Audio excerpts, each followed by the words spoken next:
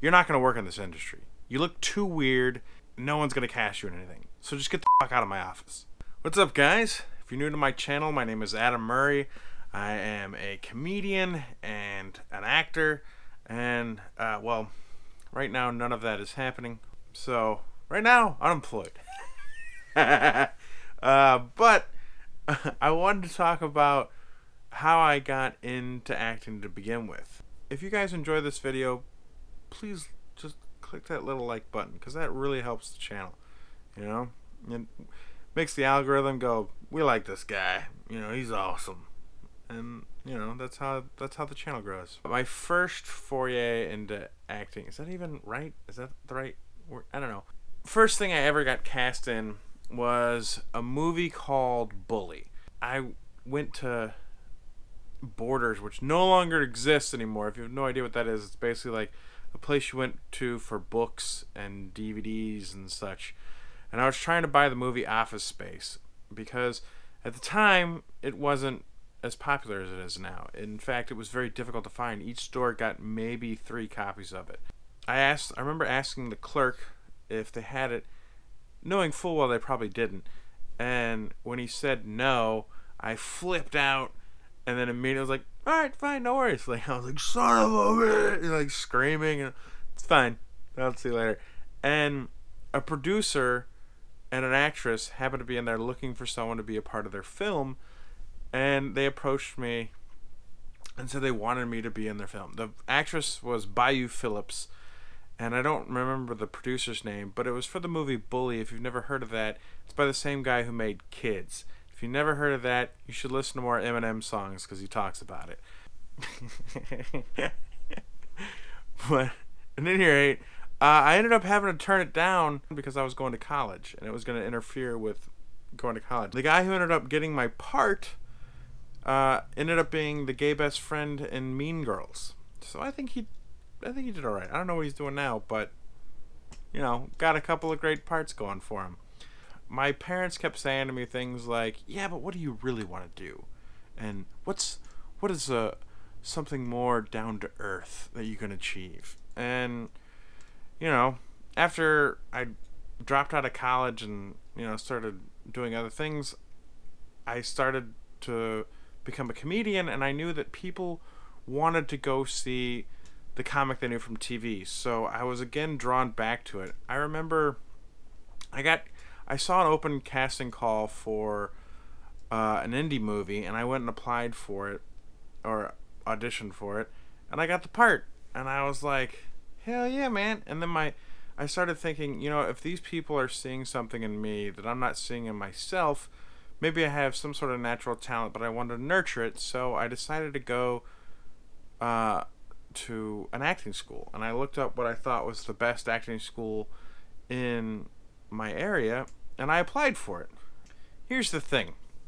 They kept filling up. They kept selling out like day of. It would go on sale the day of, and I would call, and they're like, hey, it's already sold out. It was quite a struggle to get in, and by the time I was able to get in, the movie I had booked finished, and it was in a film festival. And I went to the film festival, which was in Tampa. It's called Gasparilla. And Thomas Jane happened to be there because it was some anniversary of The Punisher, and that's where they filmed The Punisher, was there. And he took a few questions from some people, and I asked him, what is the best advice you can give to a new beginning actor? And he said, take as many different classes from as many different people as possible. Some of the stuff they suggest is going to work for you, and some of it's not. And I was like, alright, sweet. So that's what I did. I took classes from every single person that taught at that school. I went to another school and took classes with every single person that taught at that school. And I just kept trying to expand myself and learn as much as I could. Some of the teachers I found gave the best. Like, my first teacher I found gave the best foundation. Another teacher had something specific that expanded upon, like, want statements, and another one was better at the business side of it. You just took little nuggets from each person. You just kept trying to get better. When I initially started to get an agent, I applied for several of them, and I ended up getting one, and I thought that they were not getting me all the opportunity I could. And the reason for that is Florida's not a big market. At least it wasn't at the time. It kind of has gone like this a bit. I was desperate for more opportunity, so I sent my headshot and resume by mail to every agency in Central Florida. And I got meetings with a lot of people.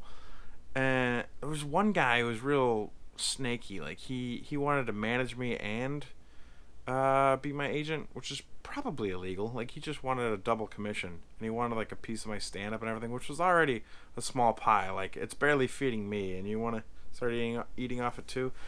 You gotta watch out for shady people. There were like 3 agencies in the area that were known for getting a lot of really good work. And one was like practically impossible to get with. One of them called me, and they were like, "Hey, we want to meet with you."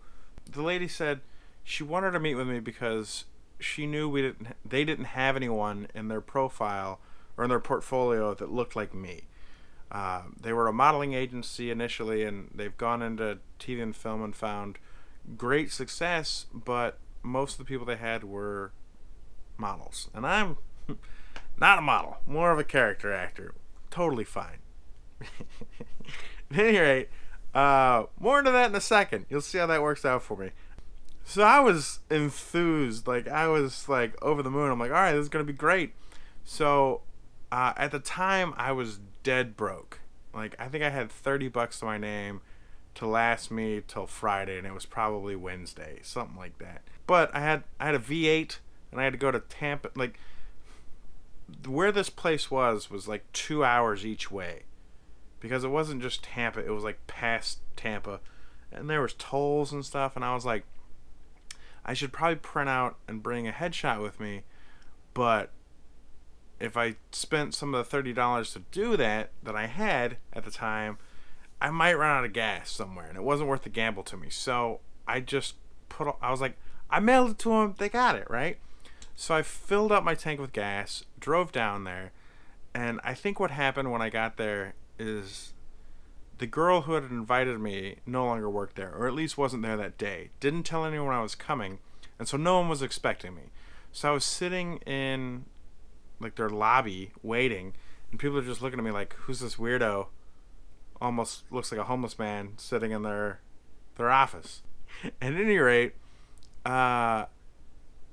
this lady like, she kept looking at me and getting annoyed that I was still sitting there. And she got up and walked over to me, and she's like, "Can I help you?" She said it like that. "Can I help you?" And I was like, "Yeah, I was told to come in and have a meeting. Like, you guys are supposed to, you guys were supposedly just wanted to talk to me." She was like, "All right, well, she's not here. Let me see your headshot and resume." And I was like, "Oh, I didn't. I mailed it to her. She should have it. I don't have one." And she was like, "You came to a meeting with an agent and you didn't bring a headshot?" Ugh. She said it just like that, and I was like, "I mean, I got it on my phone. I can email it to you or something." And she was like, "No," and just walked away from me. And it looked like she was going into her office just to calm down. Like, she was already annoyed with my presence. Just the fact that I was there seemed to annoy this woman. And I was like, and I just sat there. And she let me sit there for probably another 5 minutes. And she came over and was like, "All right, let me come talk to you."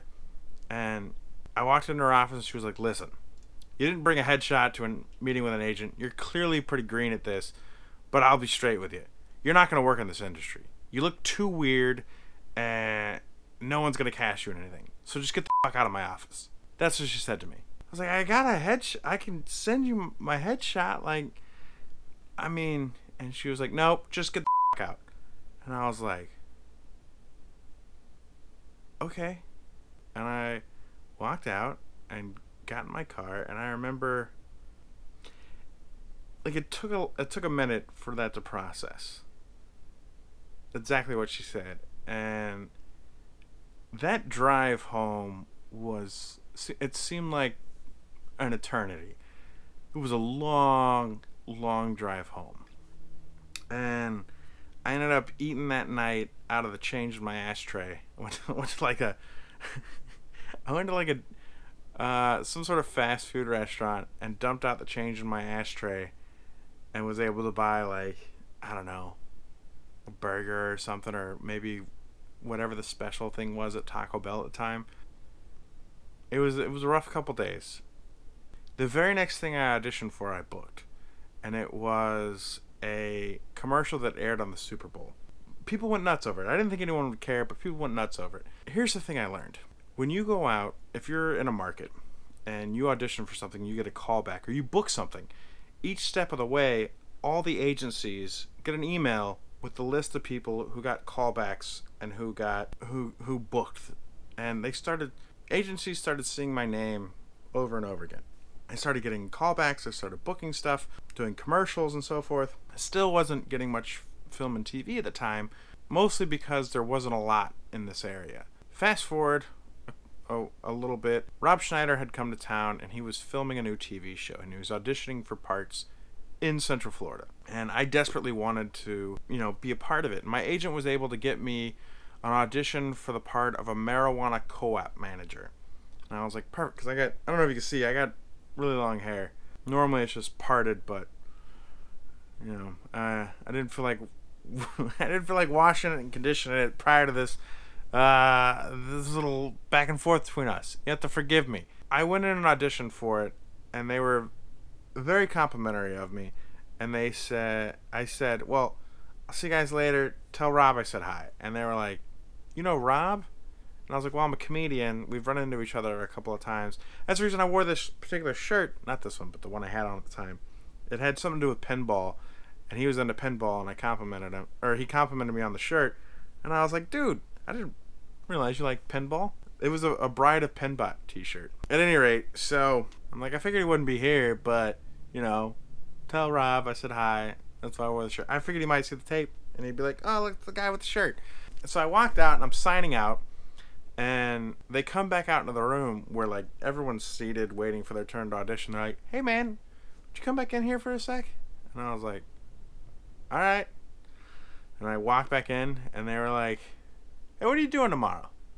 And I was like, nothing. I got nothing going on tomorrow. Why, what's up? And they were like, we want you to come back and read for the part of the stalker. It's the third lead in the show. It's like Rob Schneider, his wife, the stalker. And I was like, hell yeah, all right. And they're like, here's 13 pages, memorize it and come back tomorrow. And I was like, okay. I ended up making several mistakes in that follow-up audition. A lot of rookie mistakes. Like, I'll never make them again. My phone wasn't on silent and it rang. I wanted to show them how much I had memorized these lines. And so I'm like, check this out, put my script down. And when I went to say whatever the line was, I knew the line, but like I was questioning it, and I wanted to say it verbatim and perfect. And like my mind was like divided by zero, and I'm like, let me grab the script. And I had to stop in the middle. Rookie mistake. Hold your script. I don't care how much you think you know it. Hold your script in an audition like that. So, oh well. Made the mistake. Didn't get the part. They ended up like seeing me several times. And so each time these agencies are getting these emails, and lo and behold, this agency that told me to get the out, and they hit me up and they're like, hey, we're going through old emails and we saw your headshot. And we were like, oh my God, we should have you back. And part of me was like, I really should just tell them to stick it where the sun don't shine. But I was like, you know what? I should swallow my pride. These guys can get me some good opportunity. So I agreed to meet with them. I drove 2 hours down there again. And this time I brought a headshot. There was a different lady that walked up to me, and she went to say hi, and I immediately handed her a headshot. And she started laughing. She's like, listen, I heard what happened to you the last time you were here.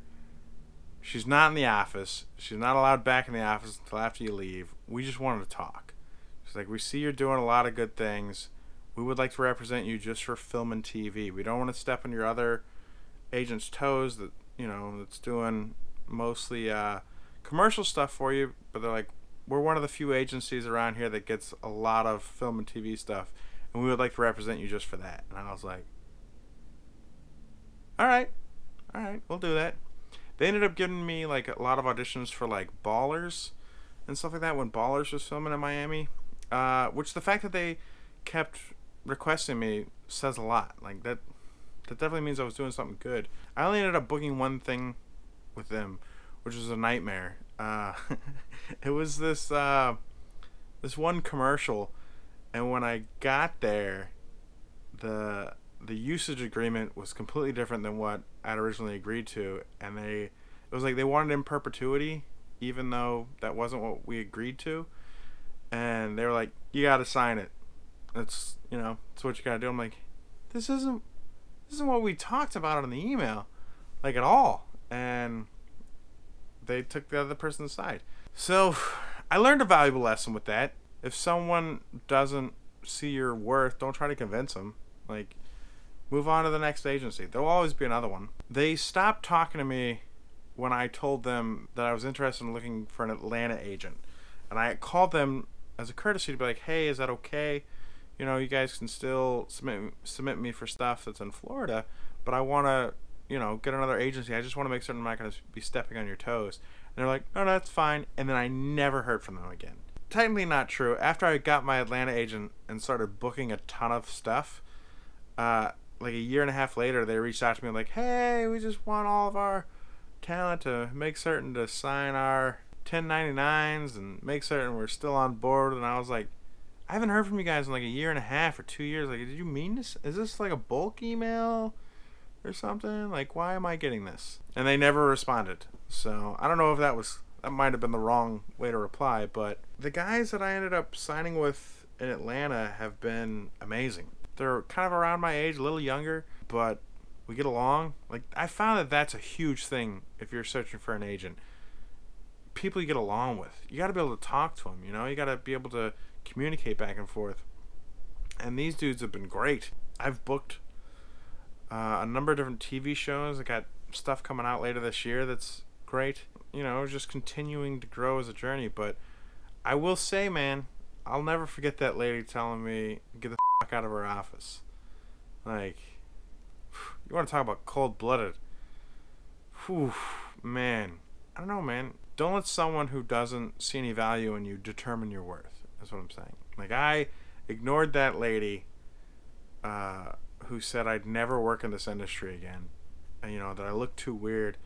And now I'm booking projects with, like, household names that I never thought I'd work with.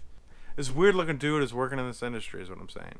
At any rate, hope you guys dug it. Let me know what your journey has been like. Are you an actor? Is that why you found this video? Tell me some of your struggles and stuff. If you guys enjoy this video, please just click that little like button, because that really helps the channel. It makes the algorithm go, we like this guy. He's awesome. And that's how the channel grows. Anyway, hope you guys dig this. It's a long one. I'm sorry. And I'll chat with you later. Love it.